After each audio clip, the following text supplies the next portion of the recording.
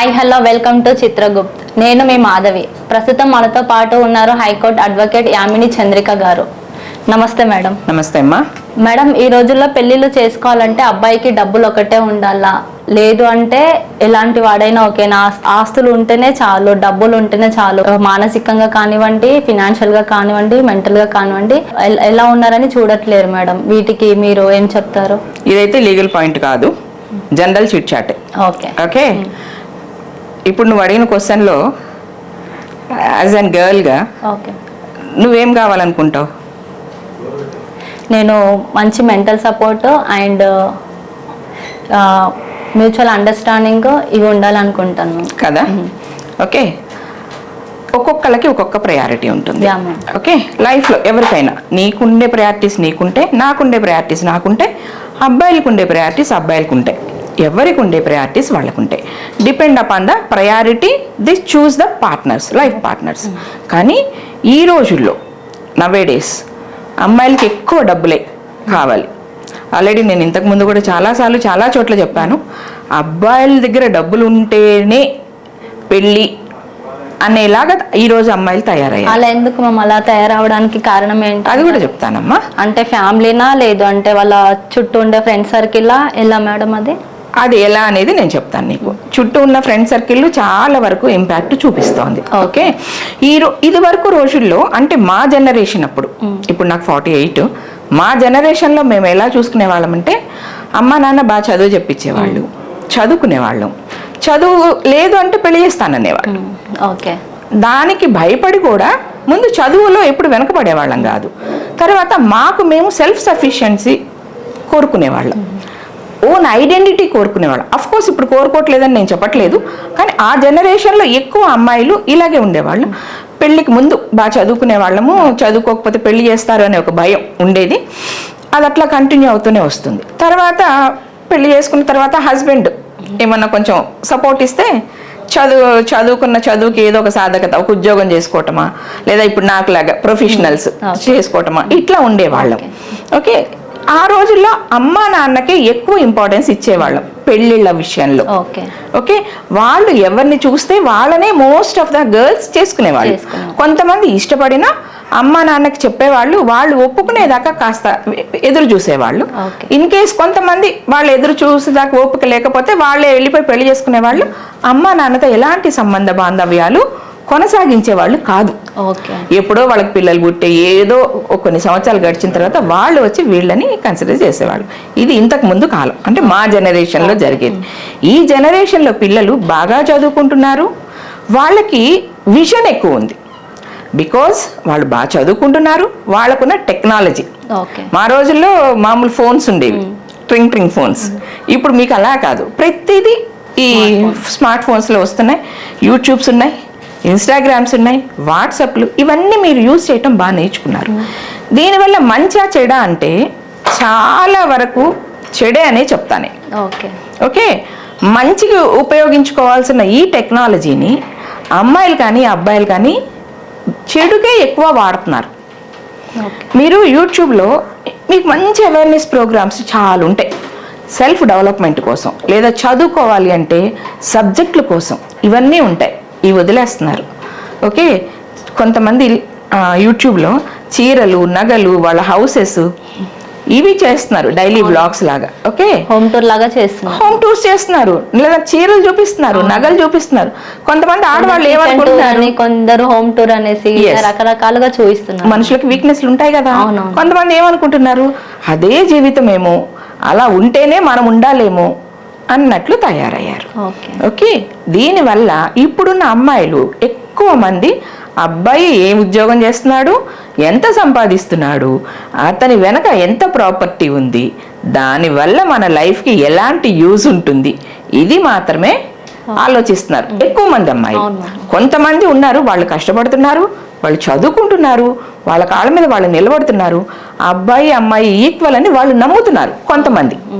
కొంతమంది మాత్రం, ఎక్కువ మంది, కొంతమంది అనొద్దు, కొంతమంది అలా ఉన్నారు, ఎక్కువ మంది ఇలా ఉంటున్నారు. అబ్బాయి ఎంత సంపాదిస్తున్నాడు, అబ్బాయి వెనక ఎంత ఆస్తులు ఉన్నాయి, పేరెంట్స్ ఉన్నారా లేరా, పేరెంట్స్ లేకపోతే ఇంకా వీళ్ళకి అడ్వాంటేజ్, సిస్టర్స్ ఉన్నారా, లేదా అబ్బాయిలకి ఫ్యామిలీ రెస్పాన్సిబిలిటీస్ ఉన్నాయా, ఇవన్నీ కన్సిడర్ చేస్తున్నారు. అంటే ఈ రోజుల్లో అమ్మాయిలు చాలామంది రెస్పాన్సిబిలిటీకి భయపడుతున్నారు. అబ్బాయికి రెస్పాన్సిబిలిటీస్ ఉన్నాయనుకోండి, పెళ్లి చేసుకున్న తర్వాత ఆ రెస్పాన్సిబిలిటీని మీరు షేర్ చేసుకుంటే తప్పేంటి?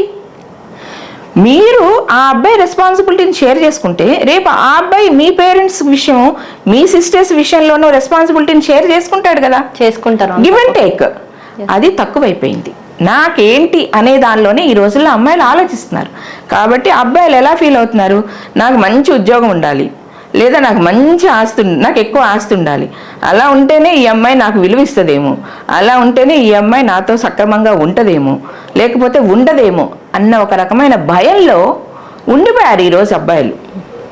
నేను ఇంతకుముందు కూడా ఒక 2-3 సార్లు కామన్ డిబేట్స్లో నేను చెప్తాను, ఆడపిల్లలు ఈ రోజుల్లో అబ్బాయిల్ని ఏటీఎం మిషన్ లాగే చూస్తున్నారు. లిటరల్గా ఏటీఎం మిషన్స్ లాగే చూస్తున్నారు. ఆ అబ్బాయికి ఫీలింగ్స్ ఉండొద్దు, ఆ అబ్బాయికి రెస్పాన్సిబిలిటీస్ ఉండొద్దు, ఆ అబ్బాయి పేరెంట్స్ని చూడొద్దు, ఆ అబ్బాయి బ్రదర్స్ని సిస్టర్స్ని చూడొద్దు, మేము ఏం చేసినా ఇంకా ఏం అడగకూడదు, చేయకూడదు, అంతే. ఈ అమ్మాయి ఏం చెప్తే ఆ అబ్బాయి అది చేయాలి. Just like puppet.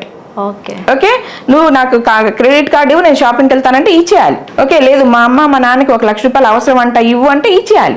ఎందుకు అని క్వశ్చన్ చేశాడా, గొడవ అవుతుంది. ఆ గొడవను ఎక్కడి నుంచి ఎక్కడి దాకా తీసుకెళ్తున్నారు. ఈవెన్ డైవర్స్ దాకా కూడా తీసుకెళ్ళినవి నేను చూశాను పర్సనల్. నా దగ్గరికి వచ్చే కేసెస్లో పెట్టి థింగ్స్కి గొడవలు పెద్దది చేసుకొని డైవర్స్ దాకా వెళ్ళిన వాళ్ళని నేను చాలా మందిని చూశానమ్మా.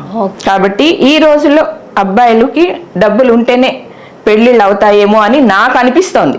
ఇది నా పర్సనల్ ఒపీనియన్. నేను చూసిన ఇవి ఏమంటారు, నేను చూసిన కొన్ని కేసెస్, కొన్ని అని కూడా చదివలేదు, ఎక్కువ కేసెస్ కానీ లేదా నాకు సరౌండింగ్స్లో జరుగుతున్న విషయాలను బేస్ చేసుకొని అబ్బాయిలకి ఈ రోజుల్లో డబ్బు ఉంటేనే పెళ్ళి. అమ్మాయిలు కూడా మోస్ట్లీ దానికే వాల్యూ ఇస్తున్నారు, కానీ ఆ అబ్బాయి క్యారెక్టర్కి వాల్యూ ఇవ్వట్ల. ఆ అబ్బాయి కష్టపడే మనస్తత్వం ఉంటే దానికి విలువ ఇవ్వట్ల. ఆ అబ్బాయికి రెస్పాన్సిబిలిటీస్ ఉంటే దాన్ని తీసుకోవటల్లా. ఇవి కొంతవరకైనా అరికట్టాలంటే మీరు ఇవ్వాల్సిన మెసేజ్ ఏంటి? నేను ఒకటే చెప్తానమ్మా, ఇది వరకు ఆడపిల్లల్ని అణగదొక్కారు. డెకేట్స్ పడ్డాం, ఫేస్ చేస్తాం మనందరం. నేను నా చిన్నప్పుడు కూడా చూసాను. అఫ్ కోర్స్ ఇప్పటికీ కొంత దగ్గర మనం చూస్తున్నాం ఆడపిల్ల. కానీ ఈ రోజు ఏమైంది, ఆ సఫరింగ్ అంతా లాస్ రూపంలో లాగా మార్పు చెందే. ఆడవాళ్ళకి ఈరోజు కోర్టులు చుట్టాల్లాగా అయిపోయాయి. ఆడపిల్లలందరూ కోర్టులకి డాటర్సే, అడాప్టెడ్ డాటర్సే. ఎవరైనా కానీ ఆడపిల్లలకి ఫేవర్గా ఉన్నాయి ఈరోజు చట్టాలన్నీ. ఓకే, ఇంకా నేనేమనుకుంటాను అంటే కొన్ని చట్టాలు మగవాళ్ళకు కూడా ఫేవరబుల్గానే రావాలి అని అనుకుంటాను. ఓకే, అప్పుడు ఏమైనా కొంచెం ఆడపిల్లలు భయపడతారేమో. ఓకే, ఎందుకంటే మరీ మగవాళ్ళని ఏటీఎం మిషన్స్ లాగానో లేదా వీళ్ళకి ఇస్తే ఆడే బొమ్మల్లాగానో చూస్తున్నారమ్మా, అది తగ్గుతుందేమో అని అనుకుంటున్నా. ఆల్రెడీ సుప్రీంకోర్టు ఒక జడ్జిమెంట్ ఇచ్చింది, చాలాసార్లు చెప్తూనే వచ్చింది. ఏంటి అంటే అబ్బాయి పేరెంట్స్ని, కోడలు అంటే కొడుకు భార్య ఎవరైతే ఉన్నారో అబ్బాయి పేరెంట్స్ని మీరు చూడొద్దు, నువ్వు వేరే నాతో వచ్చి కాపురం పెట్టు, నీ పేరెంట్స్ని చూడొద్దు అని అంటే ఇమ్మీడియట్గా డైవర్స్కి ఆ అబ్బాయికి రైట్ ఉంటుంది. ఆ అమ్మాయికి డైవర్స్ ఇవ్వచ్చు ఆ అబ్బాయి. కాబట్టి అలాగా ఇంకా కొన్ని లాస్, ఇంకా కొన్ని చట్టాలు అబ్బాయిలకి ఫేవరబుల్గా రావాలి అని నేను అబ్బాయిలకి ఫేవర్గానే మాట్లాడతానమ్మా చాలాసార్లు. ఇప్పుడు కూడా నేను చెప్తున్నాను, అబ్బాయిలకి ఫేవర్గానే మాట్లాడతాను కొన్ని విషయాల్లో.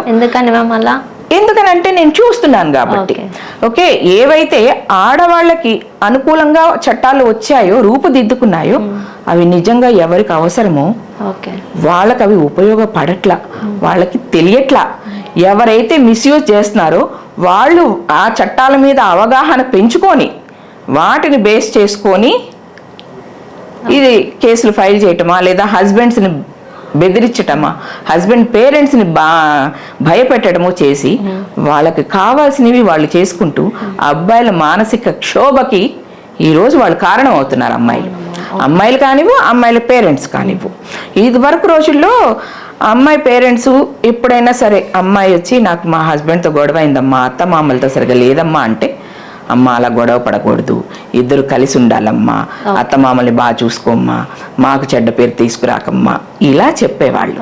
ఇప్పుడు పేరెంట్స్ అలా చెప్పట్లా. అమ్మాయిల పేరెంట్స్ గొడవ పడ్డా, నీకు వాడితో ఉండాల్సిన అవసరం ఏంటి, వచ్చేయి మన ఇంటికి వచ్చేయి, నువ్వు సంపాదించుకుంటున్నావుగా, ఇలా మాట్లాడుతున్నారు.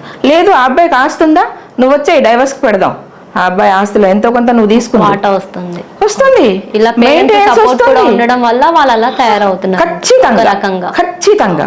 కాబట్టి ఈ రోజుల్లో పెళ్ళికి కావాల్సింది చాలా మంది అమ్మాయిల దృష్టిలో అబ్బాయిల క్యారెక్టరు, అబ్బాయిల క్యాపబిలిటీను, అబ్బాయిల రెస్పాన్సిబిలిటీ తీసుకుంటాడా లేదా, మనకు తోడు ఉంటాడా లేదా, ఇవన్నీ కాదు తల్లి. కేవలం డబ్బు, ఆస్తి, బాధ్యతలు లేకుండా ఫ్రీగా ఉన్నాడా లేదా, ఇవే చూస్తున్నారు. ఇదే జరుగుతోంది. అంతే. Okay, thank you so much.